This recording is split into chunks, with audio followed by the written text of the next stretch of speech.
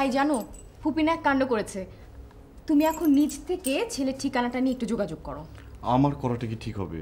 আরে কেন না, তুমি কাজটা করলে মা অনেক খুশি হবে।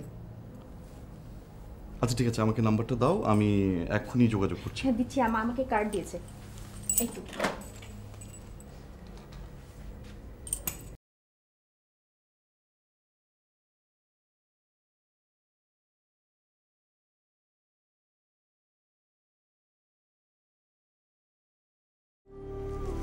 ম্যানেজ হলো শেষ পর্যন্ত, তোর ফুপুকে মানাতে পেরেছি।